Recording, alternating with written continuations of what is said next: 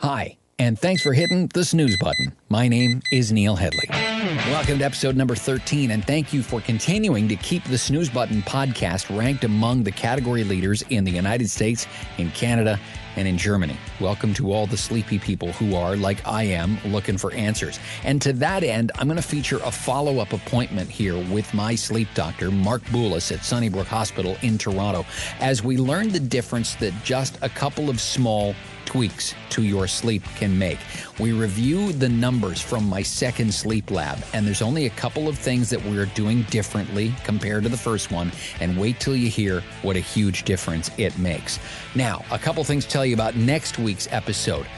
First of all, giveaways make their way into the show for the first time. We're going to leverage the fact that we've had a number of authors on the show before, and we're going to start giving away copies of their books here on the show.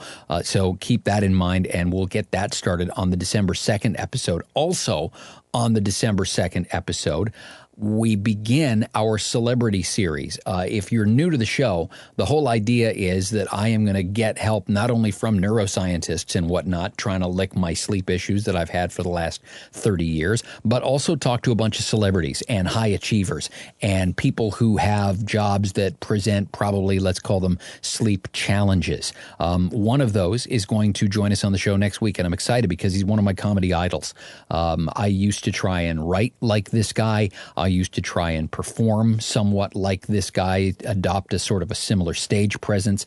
I told broadcasting students that the best radio morning shows out there in the world are based, at least loosely, on his sitcom, and he's going to be the guest on the show next Monday, December the 2nd. So I'll tell you more about that as it gets closer as well. But right now, without any further ado, Mark Boulos, my sleep doctor from Sunnybrook Hospital in Toronto. Okay, so first of all, I have to tell you thank you. Oh, it's my pleasure. No, not for the reason you think. I mean, thanks for making time and all that, yada, yada. That's great. But the thing I wanted to say thank you for was because for people who were here listening last time you were on the show, you diagnosed me with restless leg syndrome and told me that I had a periodic limb movement index of 82, which basically meant that I was kicking and thrashing around about every 40 or 45 seconds all night. And you put me on something called Mirapex, which is a drug that, as I understand it, is primarily used for Parkinson's. And you put me on a low dose, and I don't think you and I have talked about this. The very first night on the Mirapex, my wife wakes up the next morning, and she says, it was like sleeping with a completely different person. Which I don't know if that's good or bad.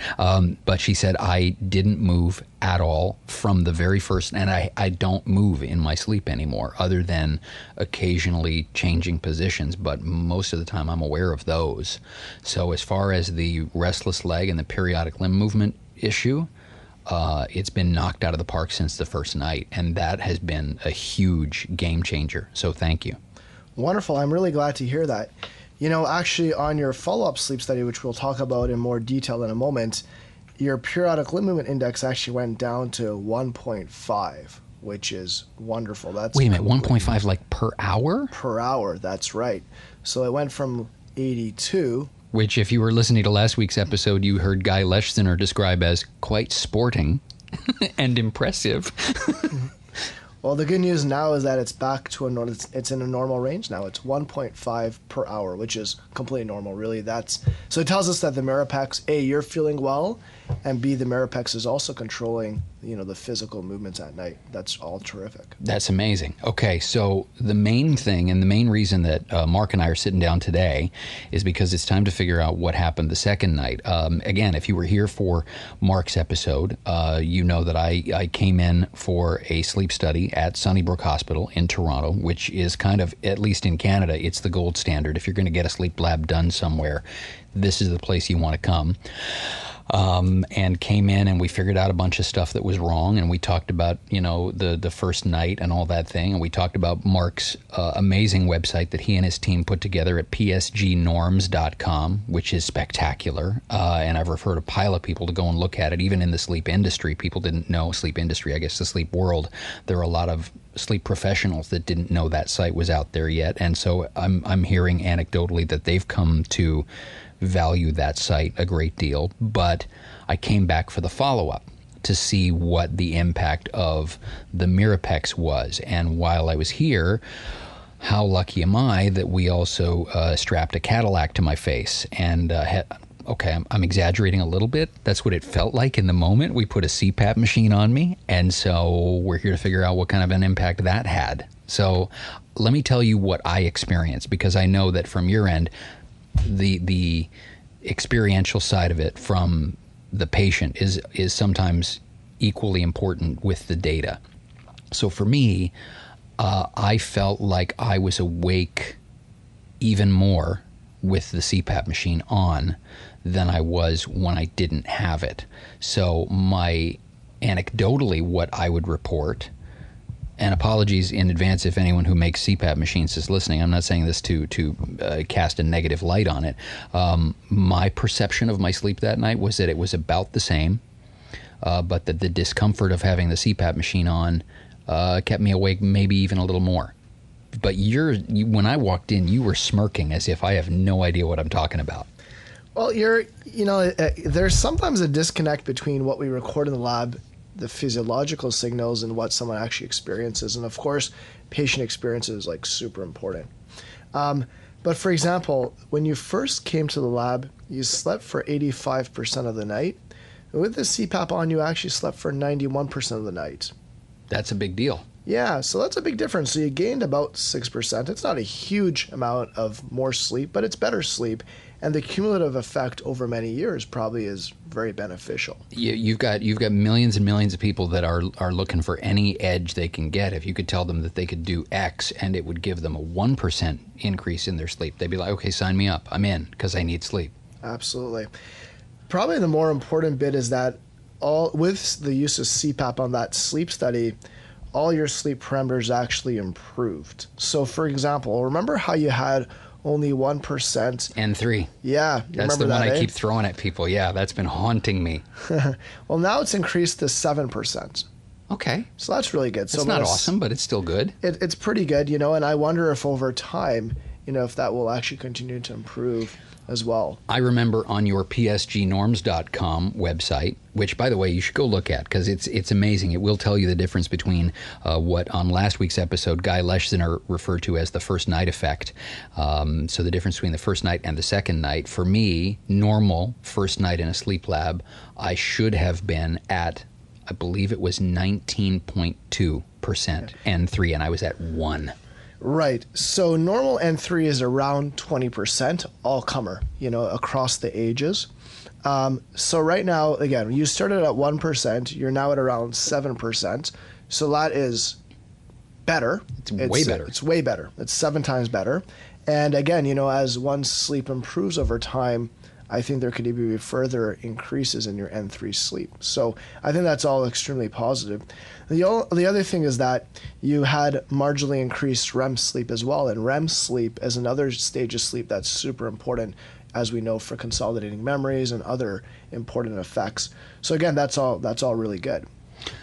Okay, so, and I'm optimistic because of the thing that you said that we might be able to take that 7% of N3 and crank that number a little higher. And that's kind of become my mission now, right? Is because, okay, so with the medication for the restless leg and with the CPAP machine, I went from a 1 to a 7.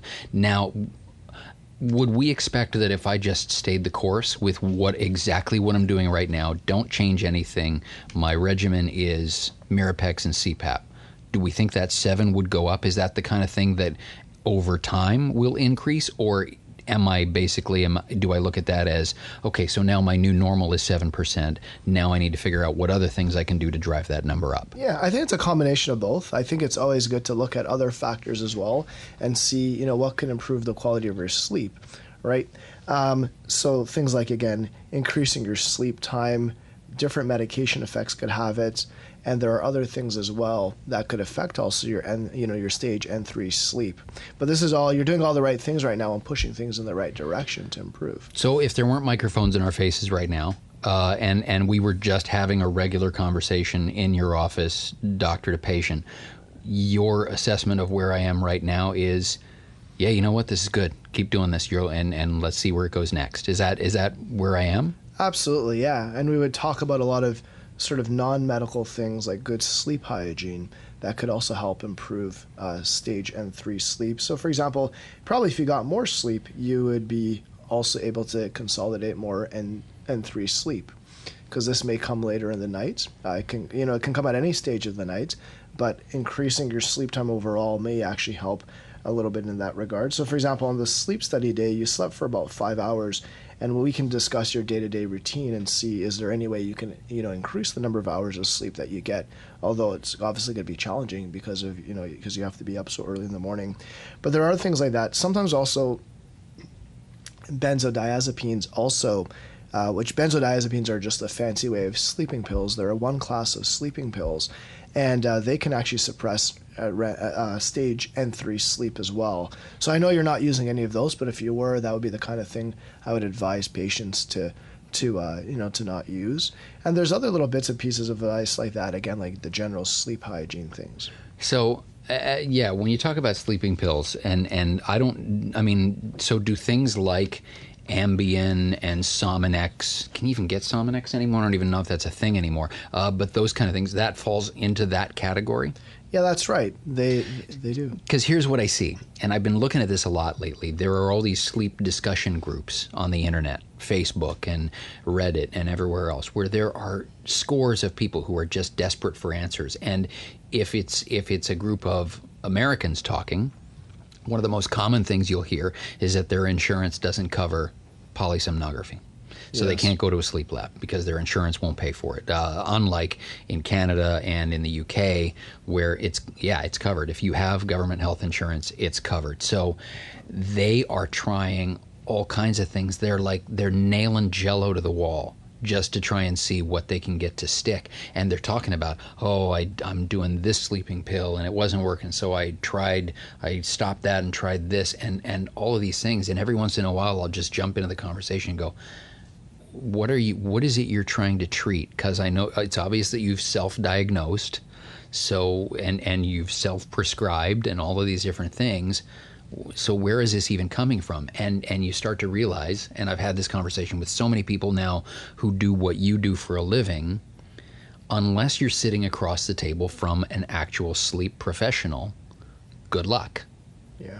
There are a lot of things circulating around right now that we have to be careful about, because a lot of people can advertise, and sometimes inaccurately, that their remedy or their solution will be helpful for sleep, yet unfortunately it's just the money grab. And I'm not trying to pinpoint any specific industry or anything like that about it, but we see this all the time where people falsely advertise things, and maybe they helped in a small number of people, but the truth is that this has never been, or these approaches have never been rigorously studied.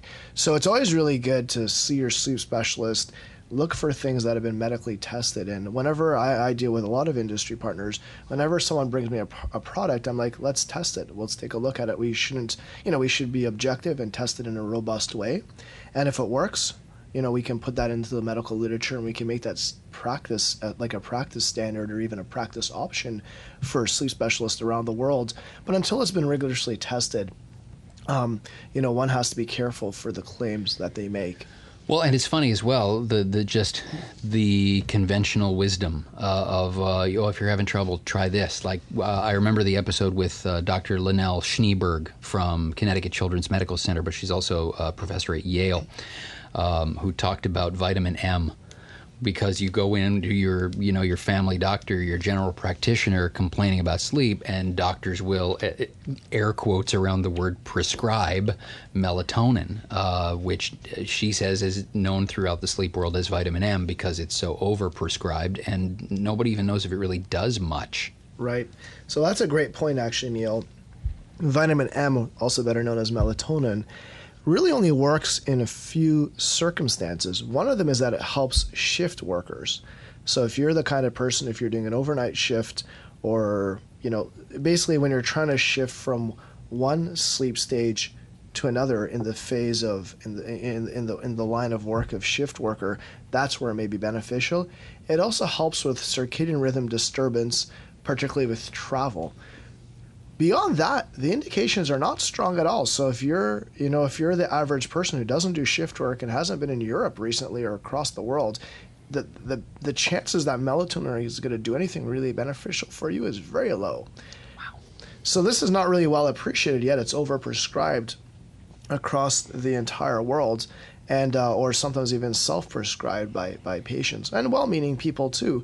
But the issue is that these are things that one has to have a good medical knowledge, or at least just a good general knowledge for, before wasting money on something that may not be beneficial. Something that I know that you are really dialed into, especially right now, is the trackers, and being able to track our sleep outside of a laboratory environment. And it's funny, outside of a laboratory environment was how so many of us that grew up in the 70s used to refer to certain chemical experiments that we took part in outside of a laboratory environment. Anyway, and the conversations I've been having with people about trackers are interesting, and you might be up to speed on this as well, is that I have a Fitbit Versa 2 that basically everybody says, listen, if you're going to experiment with all these different things to try and up your N3 sleep, so if you're going to try melatonin, if you're going to try weighted blanket, if you're going to try angel wing pillows, whatever the heck it is, then your Fitbit is probably going to do an accurate, an acceptable job of telling you whether there's been a measurable difference in your sleep. But even that, we're closer probably than people might think to being able to get more accurate data at home, aren't we? Yeah. So there are a lot of trackers. We have medical grade trackers. So the best tracker, it's not really quite a tracker, is just coming into the sleep lab, right? And then we test all these different medical products or these commercial products against in-laboratory polysomnography. Over the years, these commercial trackers like the Fitbit and there are multiple competitors and multiple people in this field now, or multiple products in this field rather, and they have actually been improving over time. So when I started my practice several years ago, the quality and the accuracy of these trackers wasn't as good as they are right now, and they continue to just get better and better and better. So you can't make a definitive answer, for sure, with your Fitbit and so on, but they're really improving over time, and I think you can get changes and trends that are valuable and helpful to know about. But to say, you have like, I don't know, like 6.7%, stage N3, that's not going to be possible for a Fitbit to accurately detect, but you can definitely tell for the categories, of your sleep, it can definitely detect those and tell you valuable trends over time. So, for example, as far as you're concerned, if my deep sleep, whether it's N3 or some other version of deep sleep, if it was to suddenly jump from a 7 to an 11, okay, you know what? My Fitbit's probably going to notice that, but it's not going to notice a 7 to a 7.3. You got it. That's right. And it's very valuable that the trends are helpful. Right, exactly. And it will notice the big changes. The trend is your friend, as they say. Exactly. That's right. That's right. And in some ways, that's kind of what's important, right? Because every one of us is a different sleeper. Every one of us does things differently, and our bodies are different. So, and I think that's very, very, very valuable. But if you want to get a more precise, precise measure of your sleep, you need to come to the lab. Having said that, even in the lab, if I sent you to the lab again tonight, it's probably going to be different than when you did the sleep study a couple of weeks ago. And every one of us will vary night to night, and that's where these easy to use, commercial, and comfortable devices are very, very, very valuable. It's interesting how all of this kind of circles back on itself, too, because we talk about the level of general knowledge in the medical profession. And look, if you listened to last week's episode, you heard Guy Leschner say that the medical profession in general is pretty ignorant about sleep. Once you get away from people who have specialized and who have studied sleep, there's a great deal of ignorance about sleep in the medical community, and he wasn't shy about calling it out. But it's not even just the medical community. I mean, you think about and I think of the story that popped up a couple of weeks ago in California, where they have finally agreed to adjust the start times for school because the research is such that they can't really deny anymore that our kids would do better in high school if we addressed biology and the fact that, melatonin production kicks in at a different time for teenagers and all of that. So when you can't argue with the science, but sometimes it's just getting government on board to make things better and take what we would think, pardon the pun, a no-brainer, and make that happen, right? Absolutely. Yeah, so I mean, one thing that a lot of work we've been doing around here has been looking at the use of home sleep apnea testing, and this is kind of related to, pushing or at least suggesting for the government for different approaches to doing things more efficiently.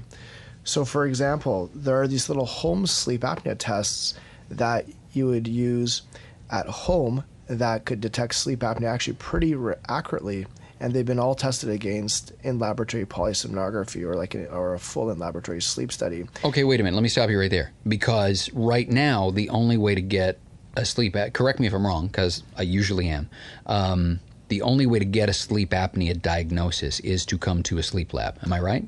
That's right. Right now in Ontario, the only way to get diagnosed formally with a sleep apnea diagnosis that the government will actually reimburse the doctor for is through the use of an in-laboratory sleep study. Like the one I did. Exactly, like that full study. And yet there are these other very accurate and much more convenient and a lot more accessible home sleep apnea tests that could be used. And unfortunately, right now in the province of Ontario, we're not using them at all, or in a very limited fashion. And really, they're being primarily used for sleep studies. One major issue with the use of these monitors is that the government doesn't reimburse physicians for using them. So basically, a doctor, to make it very clear and plain, a doctor, if you show up to a sleep specialist clinic, and they send you to the sleep lab, they get paid so-and-so amount of money from OHIP. Yet if they arranged a home sleep apnea test, which would be a lot more convenient for the patient and a lot more accessible, they wouldn't get reimbursed for anything. In case that's a term, I want to throw a clarification of a term. OHIP is short for Ontario Health Insurance Program, and it's the in case you're listening, especially south of the border, it's the government health care that everybody talks about. There are some who will talk about it as free health care. It's not free; people's tax dollars pay for it, but that's what OHIP stands for, and it's probably not the only time in this conversation we're going to refer to it. What I find interesting about what you just laid out, though, I assume, because when I came here, there were, correct me if I'm wrong, Sunnybrook's got 3 beds in the sleep lab, right? That's right. Yep. So you can deal with 3 people a day, basically, so if you've got people that are looking for a sleep apnea diagnosis, I assume there's a heck of a wait list. And wouldn't these devices, if they wrapped their arms around it, clear out a chunk of that backlog?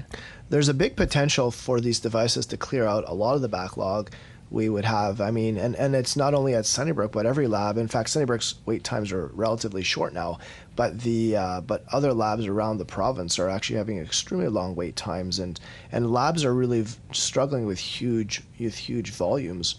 And correct me if I'm wrong again, back to the I frequently am, sleep apnea is potentially fatal. That's right. It's the one condition there that really carries the most medical consequences. And if we can screen a large number of the population, particularly those who are seeking sleep, basically those who are seeking sleep consultation and ultimately would need a sleep study, use of these home sleep apnea tests could really help us become a more efficient system. And then, frankly, the sleep specialist, after they look at the report for the home sleep apnea test, they can decide, does this person need to do a full lab study, but it may not need to be the entire population. And the entire people coming. I assume that when someone like you, for example, evaluates the data that comes back from the home test, you'll be able to tell right away if perhaps there was user error in the way they administered the test to themselves at home, right? It's easy to tell. Absolutely, yeah. We can tell if the recording was a good quality from looking at the signals, and then also it depends on what the person's complaining about. So, for example, for yourself, Neil, when we were looking for periodic limb movements, we wanted to track periodic limb movements. For you, you might have been someone who was better off going to the in-lab test, right? The in-laboratory sleep study. However, other people where their primary issue would be the sleep apnea, that may be less important. It would be sort of individualized on a case-to-case basis. Well, and it's funny because the reason I came to you in the first place was because my family doctor thought I had sleep apnea. Right, and you know what? She wasn't wrong. But, you know, you had sleep disordered breathing, as we had discussed before. Right.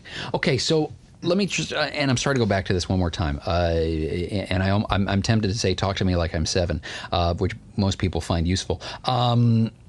We've got a condition that's potentially fatal. You've got, as I'm sitting in your office right now, you've got a shelf full of gear that could help people and clear the backlog. And the government says, nah, you know what? We'd rather embrace a system that creates the backlog. Like, what's the leg to stand on when they come back to you and say, yes, we know there is a system that's better, but we're not going to use it? How does that fly? Yeah, I mean, it's. I don't want to put you on the spot and send you to war against the government or anything like that. And forgive me if I worded it inelegantly, but I asked the same question about delaying the school start times in California. I'm like, okay, so if you're going to say no, what's your reason for saying no? So what are you hearing when you're throwing this at them? Yeah, I mean, some people are concerned that if the home sleep apnea test, they don't give the complete picture. But again, my argument for that would be that you will, again, the specialist can decide if someone really isn't improving on just their CPAP and they feel that the home sleep apnea test is missing a non-sleep apnea diagnosis, that could always be reimbursed. So that could always be reevaluated just using a full in-laboratory study, and that could always be something the specialist follows up on. So I don't think it's a big issue. I think it hasn't been looked at enough. I think, the government is always, and it's a challenging job to govern a whole huge province like Ontario and others. It's just something that needs to be considered and taken more seriously. You're so much more charitable than I am. I like that. No, because I'm one of these people that I just look at it and I go, does it make sense? Yep. Is there a significant argument from the other side? Nope. Okay, then let's just make it happen, which is probably why I'm not in charge of anything, because I would probably be a disaster. No. We should talk about your results though for your CPAP on how it did with your sleep disordered breathing. Okay, yeah, because I mean, for anybody that's considering this idea of, because look, there's a reason why in the Star Wars movies you never see a scene where Darth Vader is sleeping, because he's got a thing strapped to his face that helps him breathe, and that's why. And if you were as sleep deprived as Darth Vader because you got a thing strapped to your face, no wonder you've turned to the dark side and you've gone evil, because you're angry all the time because you're not getting enough sleep. That having been said, when I came here to sleep with a thing strapped to my face, how did I do? It went great, actually. First of all, how do you find CPAP? What I found weird about it, and I'm sure you've heard this from people before, trying to talk with a CPAP machine on is unsettling, because you feel like you can't push air out. Yeah. Because there's always air coming in.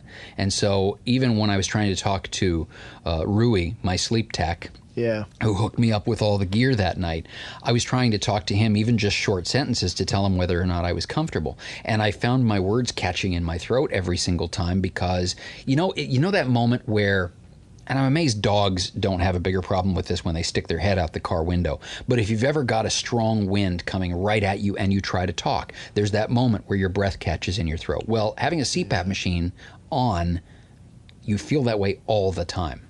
Right. It takes people, sometimes it takes people a lot of time to get used to it. It could take days, sometimes even weeks, to fully get used to just using the mask. And we really encourage actually people to try different masks. The one that I had on was it was over my mouth and my nose. Just over your mouth and nose, right? And I think the one you have on isn't a big one. It's just a little small. No, it was a little guy. Yeah. A little guy, yeah. Okay, so in spite of that, apparently I did okay. Yeah, you did great, actually. So we had already talked about how much your sleep improves, so you got more, and you've really increased your amounts of N3 sleep and also REM sleep.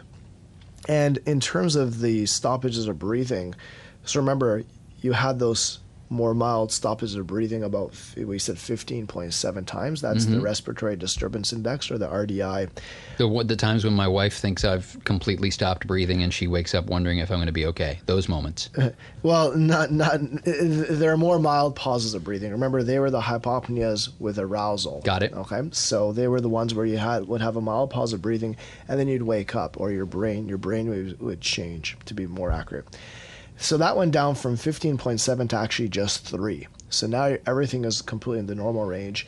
And your AHI, just for any of our listeners, it went down from a 0.9 to a 0. So you're doing awesome.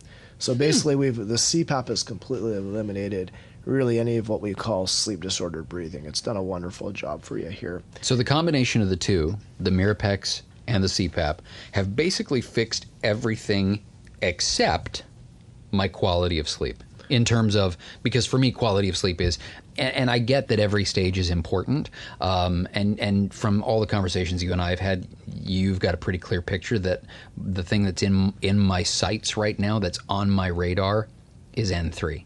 Because I hear all the scary stories and I read all the scary things about, Alzheimer's and dementia and cognitive decline and all these different things, and how more N3 sleep probably can help you nip those things in the bud, or at least hold them at bay for longer, that kind of stuff. And so N3 is on my radar. But it sounds like aside from that, you fixed everything else. Well, everything's looking pretty good. Everything's looking pretty good here. You notice what I did there? I gave him all the credit. I said he fixed everything else. No, I mean, we're also working hard too, because getting used to CPAP actually takes quite a bit of effort. And I'd really encourage our listeners to, if you are prescribed CPAP by your family, by your sleep specialist, to really stick with it. It can take a long time to get used to it. I even tell people while they're even doing other stuff around the house, or I don't know, even like watching TV or whatever, they could just put the mask on their nose and over your mouth. Because other than cleaning it, it doesn't really take anything, right? Because it's just pushing air. It's not like you need to go and get an oxygen tank for it or something. No. It's just pushing air. But it's often about getting used to having something on your face. So you can sit there. What I mean when I say that is, so you can sit and watch TV or wear it around the house all day or whatever. It's not going to cost you extra.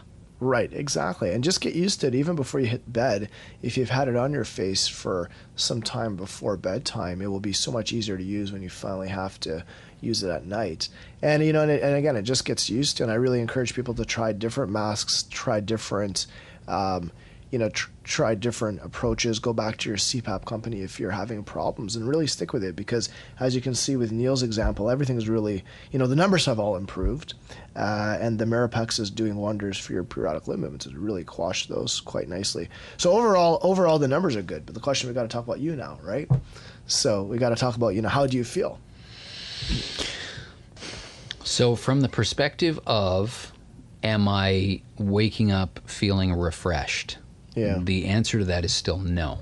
Am I aware of the fact that I'm not moving around? Actually, no, because I wasn't aware that I was moving around. Right. So it's funny, I don't have any clear indicators, and this is kind of the reverse effect of what I've talked to so many people who do what you do for a living, where people will look at their data and give it priority over their own sleep perception. And so I look at the data, and the data is suggesting that I'm doing better. Right. I'm not feeling that yet, to the point where actually, and sorry to spring this on you, but I am literally springing it on. I was getting ready to ask you if Mirapex might have any side effects that might be leading me to this place where I don't feel a ton different, even though the numbers say I should. Yeah. Is it possible that the Mirapex is, like, for lack of a better description, weighing me down a little bit? Well, it can cause some sleepiness during the day. Mm-hmm. The most common, at least the most concerning side effects for Mirapex and that class of medication like it, what we call in the medical field as dopamine agonists, mm-hmm. is something called the impulse control disorder, where particularly people who had previous issues with these areas, they would get worse. So excessive gambling, excessive shopping, excessive sexuality, So things like that where people can actually really be held down by these kind of things. Again, it's like an impulse control issue. Does the fact that I can't stay away from cookies, is that an indicator? I mean, that's always been a thing, though. Did that get worse after you started doing? No, it's no different. It's consistently bad my whole life. Okay, so it's not. So, I mean, that would be the major side effects, and then the product monograph. Well, everyone can develop a rash or an allergic reaction. That's not that common with Mirapex, but it can happen. Nope. Sometimes people, again, the somnolence. Occasionally, people will feel nauseous with it. Those kind of things. I've had the odd patient feel really, they wake up the next day feeling really unwell or dizzy. But again, side effects like any other medication are often variable across person to person. And to be clear, I've got none of those. Yeah. It's just that for someone whose data has changed as dramatically to the positive as mine has, I was expecting to feel differently. Yeah, so it's one of those things where, when you go to your doctor and they tell you, oh, your blood pressure is really high, and you pop a pill and you start taking a pill for a couple of weeks, you go back to the doctor and they measure your blood pressure again. It's okay. And, it's like, congratulations, your blood pressure is normal. Your body feels absolutely no different at all, right? So it may be one of those things. Same thing with cholesterol. You can go to your doctor, have high cholesterol. I know that's not your case. But, we prescribe like gummy bears, cholesterol lowering medications, and you can do your blood tests again in a couple of months, come back, the numbers are all fixed, and yet you yourself feel no different, right? So unless the things sometimes are in the extremes, and maybe with the exception, in your case, maybe the extreme issue was the periodic limb movements, but the sleep apnea or the sleep disordered breathing bit wasn't really an extreme. So we fixed it, and yet you don't feel a major, you don't feel a major difference. It may be comparable to like what we do with blood pressure and cholesterol. The other thing is that it may be that the long-term effects of these and these positive changes are going to be something that you would see after many years. Right. The good feeling will kick in over time. Right. It may be that, or the good feeling would be more transcribed in the fact that you may actually just be warding off. You may be very substantially lowering your risk of stuff like dementia and stroke, heart attack, which I wouldn't know. All that badness, which you wouldn't know right now, right? Yet your arteries and your blood vessels inside of you might actually be, saying give you the thumbs up. That might not be translating though to you waking up feeling super refreshed. And it may be a simple case of sleep state misperception too, because my wife will tell you that from her perspective on the other side of the bed, my quality of sleep has increased exponentially, like off the charts improvement. It's just funny that every possible indicator is there saying things are better, except for the how do I feel? How do you feel when you're cut? Which is interesting. And you're right. As time goes on, we'll see where this goes. One thing I wish I had done when we first started, it's too late now to throw it in as something I did out of the gate, but it would be interesting to pick it up now. Adrian Owen and his team out at Western put together this brilliant series of tests that you can do on your computer that will basically test your cognitive performance.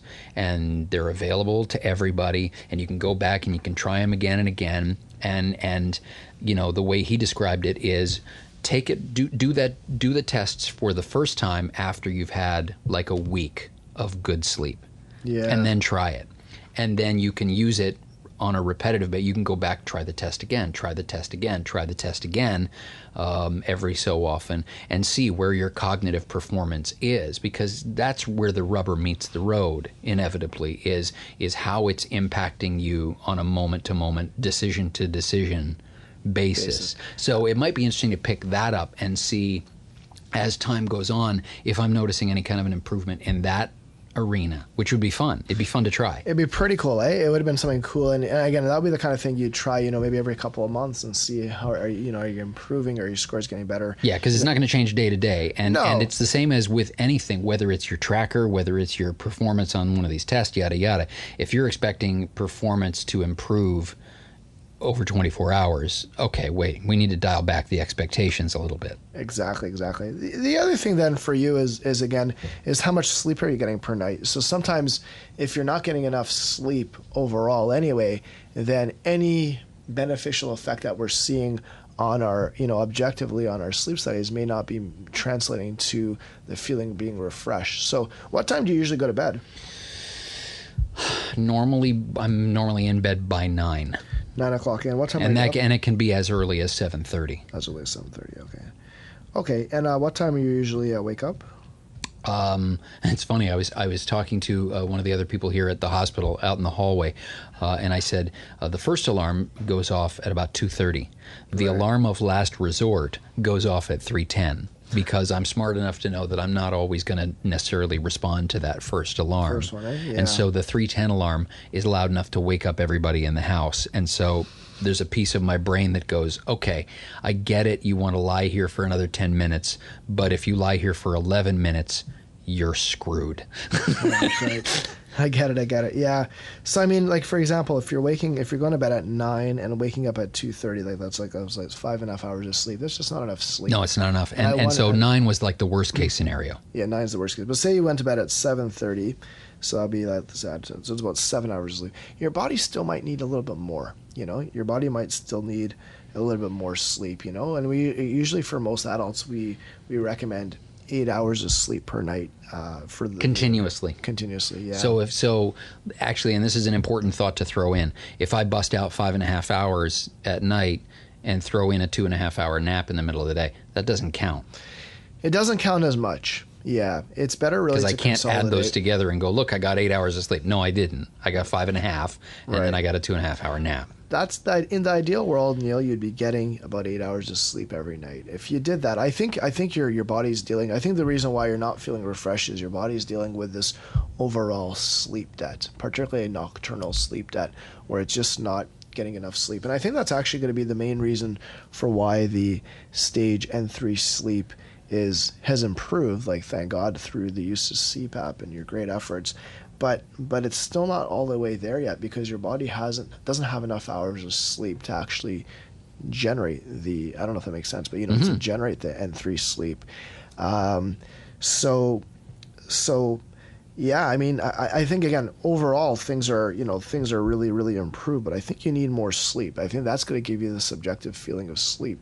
If you had a week off and caught up, on your sleep, that my guess is that you'd, after a week of, not doing any work and just sleeping in every day. And for you, sleeping in would be, till 5 a.m? It's for me.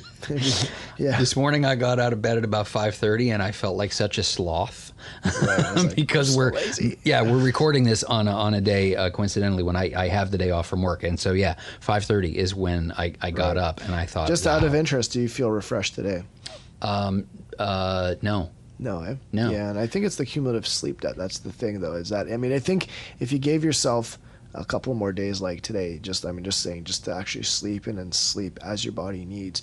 And eventually, for anyone out there, if you're using an alarm clock to wake up, it means that your body is sleep deprived. Is my strategy of hitting the snooze button, not the name of not the podcast, but the actual snooze button, is that sabotaging my sleep? Is it making it harder for me to catch up on this sleep debt?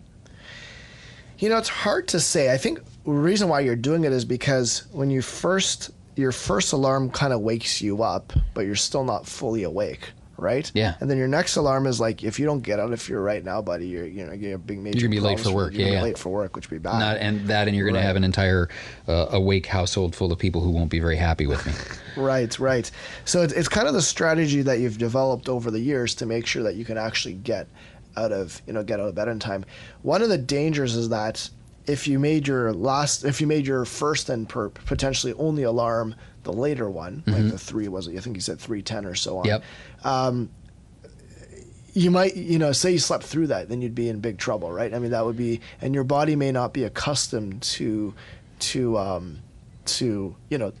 actually getting out and getting ready to go. So I guess there's two sides to your question. A, to get the job done and to literally get the job done and get to work on time, your setup is good, but can you overall consolidate some uninterrupted sleep for more than 7 or 8 hours?